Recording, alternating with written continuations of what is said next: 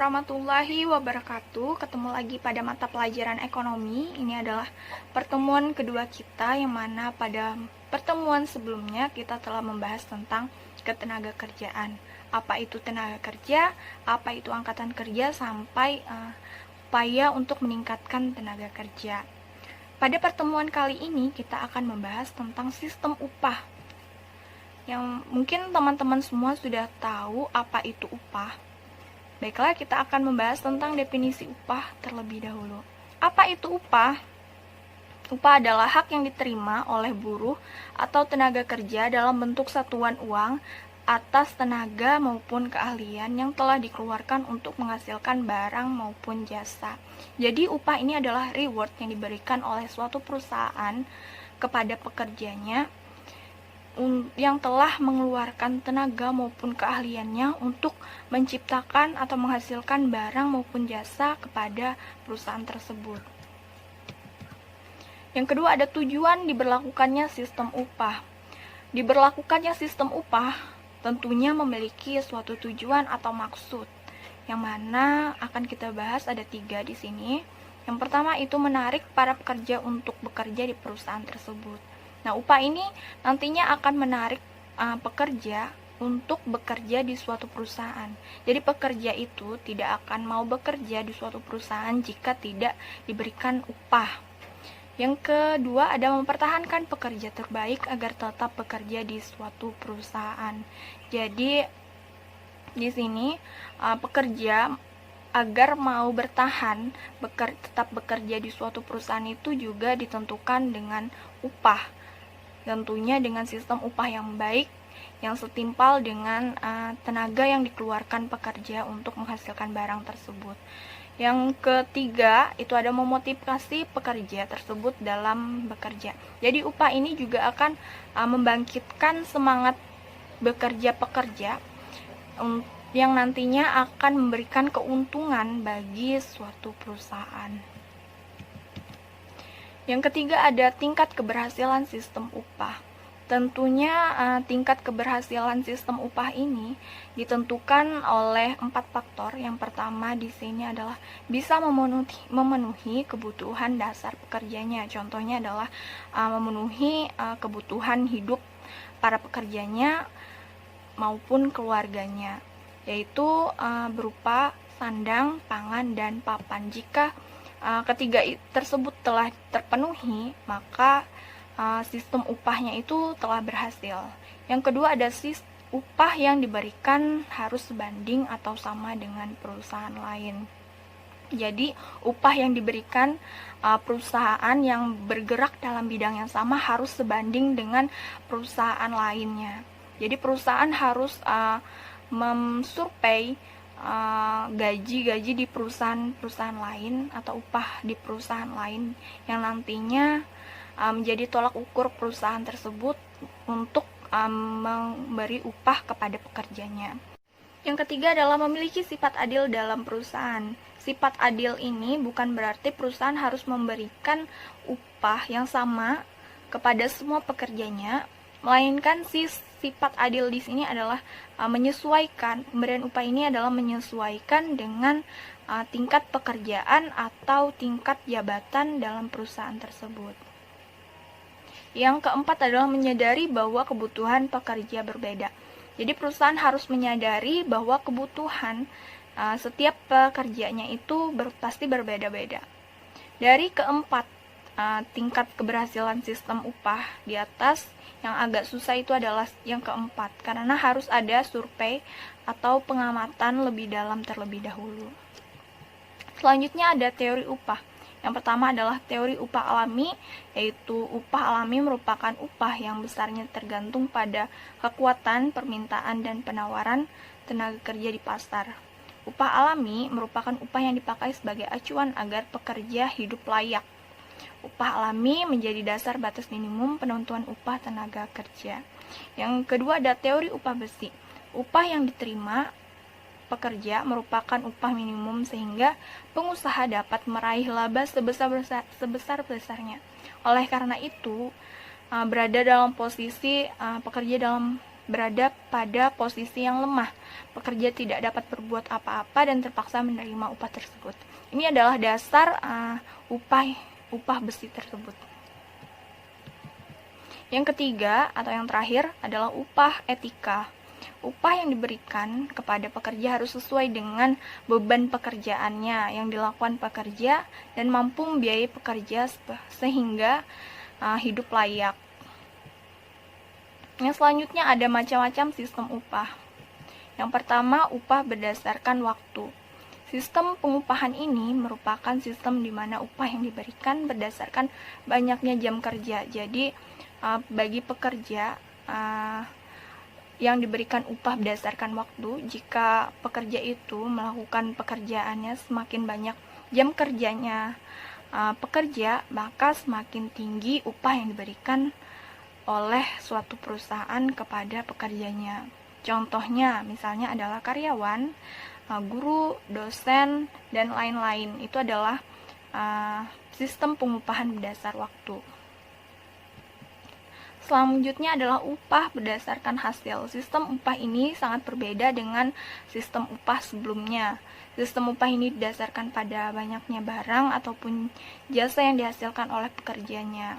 Jadi semakin banyak barang yang dihasilkan oleh pekerja, semakin banyak juga upah yang diterima oleh pekerja tersebut.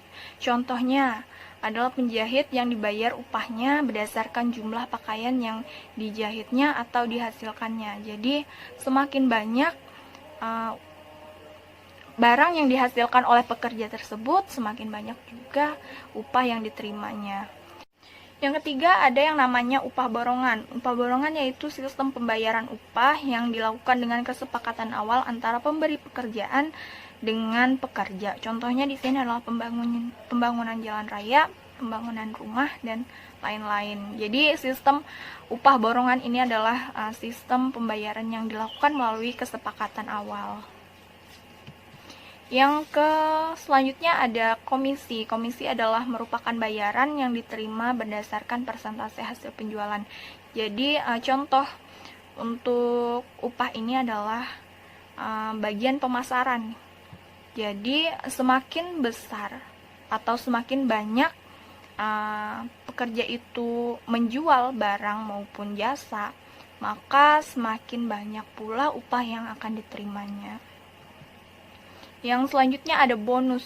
Bonus ini adalah upah tambahan yang diterima pekerja selain upah tetap agar dapat memotivasi pekerja agar lebih giat dalam bekerja. Jadi bonus ini adalah merupakan reward suatu perusahaan kepada pekerjanya yang nantinya akan memotivasi pekerjanya agar terus melakukan hal yang terbaik bagi perusahaan, seperti itu. Selanjutnya ada faktor yang mempengaruhi sistem upah. Yang pertama adalah tingkat persaingan. Perusahaan dalam memberikan upah kepada pekerjanya harus memperhatikan perusahaan lain dalam bidang yang sama mengenai pemberian upah.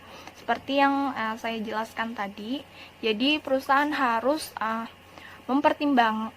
mempertimbangkan dalam pemberian upah kepada pekerjanya. Jadi harus misalnya dalam perusahaan yang bergerak dalam bidang yang sama harus diusahakan harus pemberian upahnya itu harus sama, seperti itu, agar nanti pekerjanya tidak berpindah atau pekerjanya betah dalam bekerja dalam perusahaan tersebut.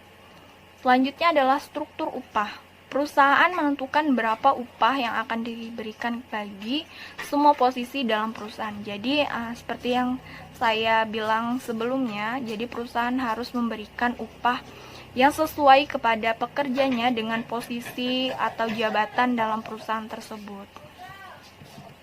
Selanjutnya ada performa karyawan. Pekerja yang bekerja dengan baik dan memberikan kontribusi yang banyak untuk sebuah perusahaan layak mendapatkan upah dengan jumlah yang tinggi.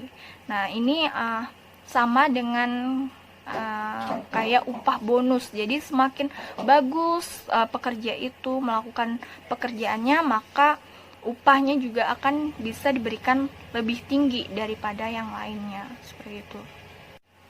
Jika kita membahas tentang sistem upah, pasti kita akan membahas tentang upah minimum regional atau UMR. Apa UMR? UMR adalah upah minimum berdasarkan wilayah provinsi atau kabupaten kota, dan upah minimum berdasarkan sektor pada wilayah provinsi atau kabupaten kota. Jadi UMR ini adalah upah minimum yang harus diberikan oleh suatu perusahaan kepada pekerjanya. Jadi UMR ini adalah salah satu bentuk kontribusi atau perhatian pemerintah kepada para pekerja atau buruh yang nantinya akan melindungi mereka agar pekerja itu dapat hidup layak. Jadi upah minimum ini dapat berubah setiap tahunnya. Kenapa? Karena menyesuaikan kebutuhan hidup pekerjanya. Karena seperti yang kita tahu, pasti setiap tahunnya kebutuhan masyarakat pasti akan bertambah. Maka dari itu UMR harus diperbarui setiap tahunnya, seperti itu. Baik, sekian materi pada pembelajaran hari ini. Terima kasih, semoga bermanfaat. Semuanya tetap semangat belajarnya dan jaga kesehatan. Semoga kita dijauhkan dari virus COVID-19 ini. Sampai jumpa di pertemuan berikutnya. Wassalamualaikum warahmatullahi wabarakatuh.